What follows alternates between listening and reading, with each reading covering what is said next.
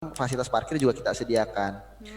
Fasilitas parkir juga alhamdulillah mencukupi lah. Nanti biasanya kalau yang datang ke kita itu ada 4 atau 5 bis itu masuk semua. Itu masih mobil masih masuk, motor juga masih ada tersedia sendiri. Kemudian juga yang kita miliki juga ada lab komputer tentu saja, lab bahasa juga kita miliki, micro teaching ini untuk pelatihan para calon guru atau tenaga pendidik juga ada. Kemudian juga kita punya laboratorium pendidikan masyarakat, ada lab mikroekonomi juga ada. Kemudian lab school juga kita punya ada, apalagi kita bernaung di bawah Yayasan Kartika Jaya. Jadi mitra kita sekolah-sekolah yang memang bernaung di yayasan yang sama, kita bisa usahakan. Kemudian tentu saja, nah ini yang paling disukai mahasiswa biasanya fasilitas olahraga. Kita punya lapang futsal, kita punya lapang voli, kita punya lapang badminton, kita punya aula. Jadi kalau misalkan wisuda, kita sudah punya aula. Insya Allah kalau misalkan lagi normal ya Mbak ya, nggak lagi pandemi COVID ini, itu daya tampungnya bisa sampai ya 1.500 sampai 2.000 orang itu bisa masuk ke sana. Jadi Luar biasa, untuk fasilitasnya fasilitas udah insya Allah lengkap kita ya. semuanya sudah siap. Tuh Tribuners, fasilitasnya sudah sangat lengkap ya. Apa yang kalian butuhkan yang senang olahraga ada fasilitasnya. Dan lab-lab yang lain ya, ada bahasa, komputer, micro teaching, lab mikroekonomi dan lab school lainnya ya. Betul. Oke, Pak Dino, kalau saya mau nanya nih Pak, masalah wisuda. Boleh. Wisuda nih ya Pak ya, itu kan katanya aulanya nggak kepake dong Pak sekarang yang wisuda kemarin. Nah, makanya yang sekarang ini kan memang wisudanya jadi ya bagaimana lagi ya Mbak ya, kita juga Iya, harus ikut betul. protokol kan, jadi Iya. nggak bisa mengabaikan itu. Apalagi dengan adanya edaran dari Kemendikbud, Mas Nadiem sendiri juga memang menjelaskan untuk bahwa saat ini tidak boleh ya sampai bulan Desember setidaknya tidak boleh ada yang melakukan proses pertemuan tatap muka langsung. Makanya nanti ya wisudanya jadi daring, sidangnya juga kemarin daring. Mindahin Makanya jadi toganya nggak tahu nih. sendiri. Iya Kecuali yang gitu. lulusan terbaik mungkin mereka paling hanya dari eh, 3 fakultas dari 10 jurusan, 10 program studi, yaitu 10 orang yang lulusan terbaik bisa datang. Tapi kan kalau 10 orang itu masih bisa ya kita pakai Iya, protokol kesehatan. Tapi kalau betul. misalkan sampai 1.500 kita nggak mungkin ya kayaknya. Nggak mungkin juga, iya benar-benar Pak. Gitu. Nah ngomong-ngomong nih Pak, dari tahun ajaran baru ke baru nih Pak, ada mahasiswa, ada berapa mahasiswa sih yang diterima oleh IKIP Siliwangi setiap tahunnya? Oke, baik, terima kasih. Kalau misalkan yang daftar itu sebetulnya kemarin itu yang belajar berkaca di tahun 2019 itu yang daftar ada di angka 2.198 mahasiswa. Tapi yang kami terima kan memang tidak boleh, kami hanya menerima di kisaran ya 1.500 orangan. 1.500 orang. Memang ada replacement test dan ujian masuk yang memang harus diikuti calon mahasiswa baru.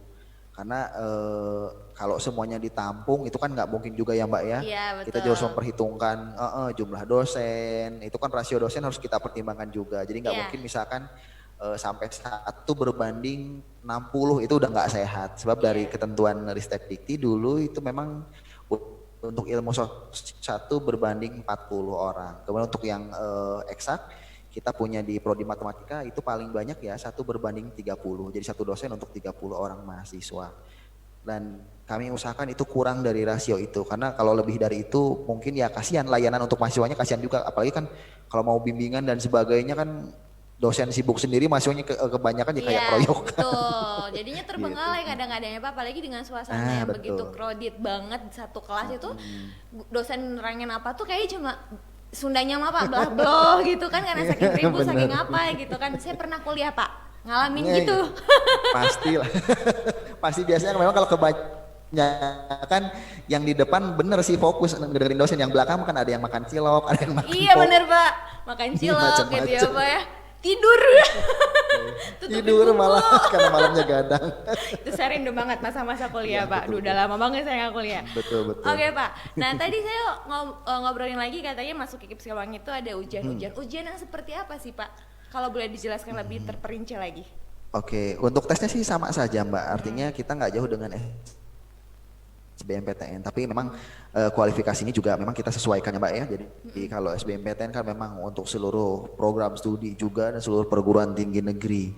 Nah kita ngambil beberapa porsi yang memang kita sesuaikan dengan kebutuhan, nanti kita kaitkan dengan kualitas lulusan kita. Tapi yang jelas nanti materi yang biasa kita ujikan ada tes potensi kemampuan akademik dasar. Itu biasa kayak tes kayak apa ya, kayak psikotes gitu loh Mbak. Psikotes, iya. Psikotes gitu. Terus yang keduanya mungkin itu tentang bahasa Inggris sebagian, hanya itu saja. Bahasa Inggris itu paling Bahasa penting Inggris. ya, bahasa Inggris selain kita harus pintar bahasa Betul. Indonesia, bahasa Inggris juga harus dipakai karena kita kalau mau kemanapun Betul. kerja ke luar negeri misalnya cita-citanya bahasa Mm-mm. Inggris. Iya betul betul. Merupakan bahasa betul. ibu juga ya, istilahnya ibu itu harus benar-benar kita ngerti bahasa Inggris. Nah, Betul. Pak, kalau misalnya untuk masuk IKIP Siliwangi, nilai rapot kita atau nilai UAS kita ketika kita SMA itu dilihat juga nggak Pak? Nah, kalau misalkan yang nilai SMA rapot itu atau yang sekolah sebelumnya, kalau memang mau mengajukan beasiswa, nah itu pasti akan kita lihat, kita akan cek betul-betul. Tapi kalau misalkan memang saya mah nggak apa-apa deh, beasiswa mah silakan diberikan untuk yang berprestasi dan butuh gitu. Saya mah nggak usah, misalkan nggak butuh, itu biasanya ada pertimbangan sendiri. Tapi mungkin porsinya tidak terlalu besar. Yang porsi terbesar untuk melihat nilai itu kalau mahasiswa nanti mengajukan beasiswa, karena kita kan ada porsi mahasiswa beasiswa dari gubernur, kemudian dari Kemristek-Dikti juga ada, kemudian juga dari swasta juga ada, kemudian juga dari beberapa pihak lain juga ada yang menyediakan beasiswa bekerja sama dengan kita gitu. Oh gitu, berarti punya program-program beasiswa ya Pak di IKIP Siliwangi? Pasti, Nah pastinya. boleh nih dikasih tahu program beasiswa apa sih yang dikasih IKIP Siliwangi nih buat para mahasiswa baru ini? Ya, baik, terima kasih. Untuk tahun 2020 ini kita ada beberapa program beasiswa. Yang pertama, beasiswa Jabar Future Leader itu ada. Itu dari gubernur. Kemudian yang kedua ada juga beasiswa dari Bidik Misi, itu tetap dari Bidik misi ya? tiap memang kan dengan kondisi COVID sekarang ini juga pemerintah juga menggulirkan kartu Indonesia Pintar. Tribuners kalau misalkan cek di pmb.ikipsiliwangi.ac.id itu bisa langsung muncul pendaftaran untuk KIP-nya juga. Nah nanti tinggal daftar aja dulu biasa. Nah nanti kita langsung daftar KIP-nya. Nanti boleh akan kita bantu gitu. Oh nanti Jadi beasiswanya banyak. beasiswanya banyak ya Pak ya, mungkin nanti tinggal dibuka Ah. websitenya lagi aja. Tadi apa Pak Betul. websitenya? pmb.ikipsiliwangi.ac.id.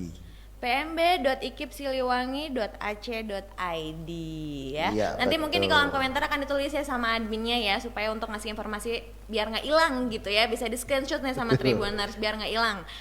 Siap. Oke. Pak, saya mau nanya lagi nih. Kan kalau berarti Boleh. IKIP Siliwangi punya dosen-dosen terbaik dong Pak. Nah, tolong Pastinya. jelaskan tentang tenaga pengajar dari IKIP Siliwangi sendiri Pak. Oke, baik. Terima kasih Mbak Nia. Begini Tribuners, jadi kalau misalkan kita berbicara tentang kualifikasi dosen, ini memang kita upayakan betul-betul. Jadi bagaimanapun layanan pendidikan tinggi itu akan dipengaruhi, kualitas lulusan kita juga akan dipengaruhi salah satunya oleh dosen, selain fasilitas dan sebagainya. Nah, oleh karena itu kami memperhatikan betul bahwa kualifikasi dosen ketika mereka mendaftar melamar sebagai dosen di IKIP Siliwangi, minimal mereka memenuhi kualifikasi, diantaranya mereka harus memiliki kualifikasi S2 untuk dosen S1 dan misalkan untuk program magister minimal mereka kualifikasi S3. Kemudian setelah itu mereka juga harus mengikuti standar kinerja yang lain termasuk diantaranya sertifikasi dosen. Dan alhamdulillah sehingga saat ini sudah hampir 75% dosen kita sudah tersertifikasi dosen oleh Kemendikbud dulu ya, sekarang Kemendikbud. Jadi kita akan terus mendorong bahwa dosen-dosen ini memang betul mengajarnya berdasarkan bahwa pada hasil penelitian mereka, hasil pengabdian mereka juga, sehingga mereka memberikan sesuatu yang terbaru untuk mahasiswa. Sehingga cuma dikasih diktator doang gitu. Iya. Ayo baca ya, Bapak mau rapat dulu, rapatnya di kantin. Nah, enggak begitu. Kita mengusahakan bagaimana caranya agar dosen memang benar-benar ketika ngajar, mereka diberikan web tersendiri yang berbasis homepage di ikipsiliwangi.ac.id, kemudian juga mereka diberikan email khusus. Untuk Zoom juga sekarang pilihan kita saat ini setiap prodi, setiap dosen kita berikan fasilitas Zoom agar mereka bisa memberikan perkuliahan yang terbaik untuk mahasiswanya, sehingga untuk kualifikasi ini luar biasa. Dan kabar baiknya tahun 2019 dan tahun 2020 alhamdulillah kita sudah melahirkan 2 orang guru besar asli dari IKIP Siliwangi. Jadi guru besarnya bukan naturalisasi kalau pemain sepak bola, tapi ini betul-betul memang didikan dari IKIP Siliwangi alhamdulillah. Oh gitu ya, tuh berarti punya credibility-nya terbaik banget ya dari dosen-dosen atau tim tenaga Insya Allah. pengajar dari IKIP Betul. Siliwangi. Betul. Pak, saya mau nanya lagi nih. Kalau begitu, apakah pernah nih IKIP Siliwangi ini bekerja sama dengan lembaga-lembaga lain gitu Pak? Oh ya tentu saja Mbak, kita nggak, karena kita selalu menyadari bahwa untuk mencapai tujuan itu kita, kalau misalkan kan ada filsafatnya begitu ya, sederhana. Kalau misalkan kita mau cepat, mau lari cepat ya kita lari sendirian. Tapi kalau misalkan mau lari lebih jauh kita harus bareng-bareng gitu. Nah Iya. makanya kita juga berusaha ya, karena kita long term programnya, kita mengupayakan agar bagaimana caranya kita bekerja sama dengan berbagai pihak. Nah kerjasama yang kita jalin itu berbagai macam. Hmm. Kita kerjasamanya dengan sistem pentahelix. Jadi kan kayak dengan media, nah ini salah satunya dengan Tribun Jabar nih. Iya betul Nah itu kita sekali. kerjasama dengan Tribun Jabar. Kemudian dengan media-media lain juga ada, elektronik juga ada, cetak juga tentu saja ada. Kita terus kembangkan. Kemudian juga kita kerjasama dengan perbankan juga untuk fasilitasi mahasiswa, baik itu dalam proses penyelesaian SPP dan sebagainya, itu juga ada. Kemudian keduanya kita kerjasama dengan industri juga ada, dengan berbagai NGO juga, non government, karenanya LSM lah ya, itu ada. Kemudian kita kerjasamanya dengan perguruan tinggi yang lain ada, dengan BUM ada, dengan pemerintah daerah ada, termasuk ya salah satu diantaranya kita dengan pemerintah Subang itu yang kebetulan Pak Bupatinya alumni kita juga, jadi kita lebih mudah untuk bekerja sama. Kemudian kerjasamanya juga dengan luar negeri ada, makanya ada alumni kita yang kuliah di Guangzhou University Cina juga, karena memang kita ada kerjasama di sana. Oh Jadi untuk gitu. proses penempatan itu jauh lebih mudah gitu. Oke, berarti Pak kalau misalnya saya bertanya lagi lebih rincinya, bahwasanya kalau misalnya kita menjadi lulusan dari IKIP Siliwangi untuk jenjang karir ke depannya akan ada bantuan juga dari IKIP Siliwangi, dibukakan pintunya gitu ya Pak ya? Iya, tentu saja Mbak. Kita punya CDC, Career Development Center. Jadi ketika mahasiswa mau lulus, mereka sudah dipersiapkan, mereka punya kompetensinya apa, kita juga ijazahnya kita dampingi dengan surat pendamping ijazah. Jadi kompetensi mahasiswa itu memang betul-betul sudah diukur. Jadi setiap mereka masuk ke IKIP Siliwangi, mereka ikut pelatihan apa, mereka punya kompetensi apa, mereka punya sertifikat apa, gitu kita sertakan dengan ijazah mereka. Gitu, Mbak. Tuh Tribuners nggak perlu khawatir ya, kalian bakal tenang banget kalau misalnya kuliah di IKIP Siliwangi dengan kualitas yang tadi sudah memadai juga, dengan tenaga pengajar juga yang mempunyai kredibilitas tinggi, dan yang pasti nanti ketika kalian ingin berkarir lagi bakal dibantu lagi, dibukakan pintunya sama IKIP Siliwangi. Gitu ya Pak ya. Betul. Oke Pak, Siap. saya mau bertanya lagi nih, mungkinkah ada kesulitan-kesulitan ketika mau masuk ke IKIP Siliwangi ini Pak? Kesulitannya sebetulnya sih nggak ada ya, kalau misalkan kita bicara misalkan ketika mau daftar mah ya daftar aja, kita akan menyediakan bantuan dan help desk untuk proses pendaftaran mahasiswa kita, sehingga nanti mahasiswa yang daftar itu akan terbantu baik dengan jalur online maupun offline, kita sediakan bantuan. Jadi help desk kita sudah siap untuk membantu, yang ada di gedung A, ruang A8 itu sudah siap kalau misalkan kesulitan secara online. Tapi pendaftaran kita upayakan saat ini karena kondisi juga lagi pandemi, makliwangi.ac.id. Itu semua panduannya ada di sana, prosedurnya ada di sana, kemudian juga program studi dan profil-profil lulusan sudah tersedia di sana. Oke, Pak, di sini kan tadi sudah dijelaskan juga ya, ada jurusan pendidikan matematika, terus ada pendidikan bahasa Indonesia, bahasa Inggris gitu ya, dan lain-lain gitu ya, Pak ya. Nah, di setiap jurusan ini bisa disebutkan terperinci nggak sih apa aja sih yang sebenarnya kita pelajari di setiap jurusan ini, Pak?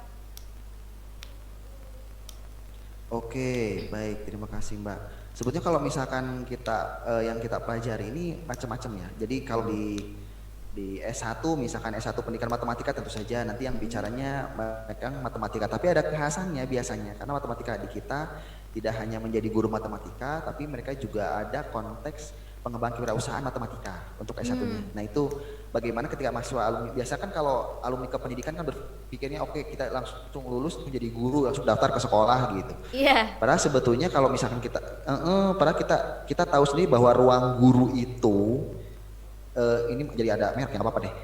Nggak apa-apa, Ruang Guru nggak itu kan apa-apa. salah satu aplikasi yang memang menggunakan pembelajaran secara daring, dan kebetulan mereka juga kemarin sudah ada satu kali mereka ada kampus hiring ke kampus kita juga. Jadi lulusan-lulusan kita memang langsung direkrut langsung gitu. Nah itu untuk matematika. Kemudian untuk bahasa sastra Indonesia mereka lebih fokus pada pada jurnalistik. Jadi selain pada pendidikan bahasanya juga pada jurnalistiknya. dan juga publikasi untuk misalkan kita kan kadang kita nggak pernah tahu Fiersa Besari kayak gimana gitu dulu kan kayak gimana tapi kita taunya dari bukunya dari novelnya terus pas dia senang naik gunung terus pakai kopi senja jadi tambah seneng juga nah, kan Kopi juga senja ya sekarang lagi musim banget berkopi senja, anak ini bertaburan di mana-mana ya. Nah, itu Seakan-akan betul. sekarang kalau bikin status itu pastinya kayak gitu Pak, ada senja-senja, kata-kata estetik, filosofi gitu ya Pak ya. nah itu betul Mbak. Iya. Nah, kemudian untuk yang prodi bahasa Inggris, ini kalau prodi bahasa Inggris biasanya mereka selain jadi guru bahasa Inggris juga mereka lebih ke tourism guide itu yang jadi pemandu wisata itu. Kita mungkin nggak pernah tahu kalau misalkan selama ini yang namanya pemandu wisata kan kelihatannya kecil-kecil gimana gitu kan. Tapi ternyata kan travel itu kan usahanya juga lumayan besar juga gitu. Iya. Terus kalau jadi pemandunya sampai ke luar negeri kan lumayan. Itu liburan gratis Pak. Bener. Iya makanya kan apa yang sudah dimodalkan kita belajar berbahasa Inggris jadi tour guide dibayarin balik modal Pak. Keliling dunia Malah lagi untung. kan. Betul. Nah Iya. itu kemudian kalau misalkan yang guru PAUD, nah ini kan kayak PAUD ini selama ini kan kita melihatnya PAUD tuh gimana kecil dan sebagainya. Tapi ternyata kan kalau misalkan homeschooling, nah ini biasanya kalau mahasiswa kami ini yang PG PAUD ini juga mereka ngomonginnya program parentingnya nanti bergabung dengan yang program studi pendidikan guru sekolah dasar. Itu biasanya ngembanginnya jadi macam-macam. Tambah dengan pendidikan masyarakat. Nah, salah satunya yang sering kita dengar itu istilahnya homeschooling. Homeschooling. Nah, homeschooling di kita ini juga bisa kayak misalkan artis juga kan banyak tuh daripada misalkan ngejar target ya harus harus ngejar jam tayang tapi Iya. harus sekolah juga kan capek tuh akhirnya dia ngambil homeschooling deh. Betul. Jadinya Daripada homeschooling. jadinya homeschooling. Nah, itu juga bisa. Nah, kita juga ada bimbingan konseling. Nah, yang prodi bimbingan konseling ini sebetulnya mereka fokus pada guidance and counseling ya. Jadi ketika siswa menghadapi masalah atau orang tua juga terkendala untuk membimbing anak-anaknya, termasuk saat ini kan ketika misalkan kita ngobrolnya lagi, biasanya anak-anak tuh pagi-pagi dah mandi, rebutan Grab atau ojek biasa atau angkot dan sebagainya ke sekolah, tiba-tiba terhenti. Kan kadang-kadang itu beberapa siswa sama guru sama orang tua juga jadi pada ributan kan. Iya betul. Nah ini konseling ini nanti biasanya membantu meredakan itu. Mereka mencari solusinya seperti apa dengan pendekatan psikologi. Gitu. Oh berarti belajar bimbingan. Jadi prodi-prodi. Ya. Belajar jurusan bimbingan konseling itu berarti juga di dalamnya itu ada belajar tentang psikolog juga ya Pak ya? Betul.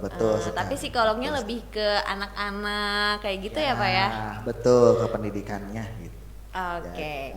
Pak, kalau begitu boleh disebutkan lagi nggak Pak bagaimana cara pendaftaran untuk mahasiswa baru ini Pak? Oke, untuk pendaftaran mahasiswa baru ini mudah banget nanti. Misalkan kalau mau daftar, mau lihat profilnya dan sebagainya, Tribuners boleh buka e.ikipsiliwangi.ac.id. Nah di sana ada berbagai panduan terkait dengan pendaftaran mahasiswa baru kita, pertanyaan-pertanyaan ada, kontaknya juga ada di sana. Itu untuk kontak WhatsApp-nya ada, helpdesk-nya langsung ada, mau ketemu langsung silahkan. Semuanya sudah tersedia di pmb.ikipsiliwangi.ac.id di sana. Mungkin bisa disebutkan Pak untuk call center atau nomor WhatsApp-nya itu Pak? Oke, untuk call centernya silakan di 022 665 8680. Nah, 665 8680.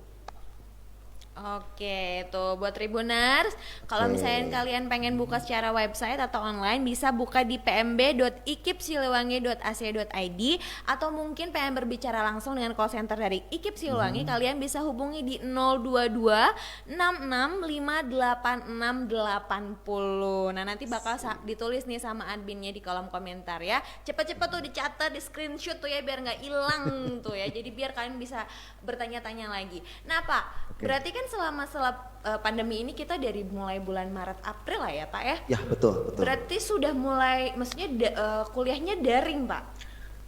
Betul, selama ini kita kuliahnya daring semua, tapi memang untuk ada beberapa proses yang memang membutuhkan muka, tapi ini tatap mukanya nggak rame-rame gitu, angkatannya nemui dosen gitu untuk bimbingan akademik atau perwalian akademik itu boleh nanti ketemu di kampus tapi dengan protokol kesehatan gitu. Dijadwal Jadi juga ya karena Pak kita ya? juga kan harus betul betul karena memang juga ini mah memang jadi nggak boleh yang nama tatap muka nggak pernah banget jadi kita rupanya ya via Zoom seperti ini.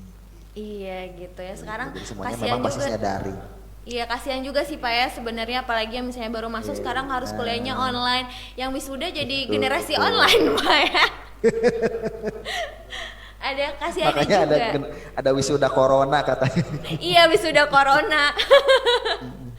Nah, Pak, nah sekarang nih kita udah tahu nih ya jurusan apa aja yang akan diberikan sama Ekip Silwangi. Nah, Pak, untuk biaya pendaftarannya ini paling penting banget kayaknya ini Pak untuk diinformasikan sama Tribuners. Boleh tahu nggak sih Pak untuk biayanya itu berapa? Iya baik, terima kasih Mbak. Ini kita untuk biayanya sangat terjangkau kok untuk biaya pendaftaran ya. Untuk biaya pendaftaran untuk yang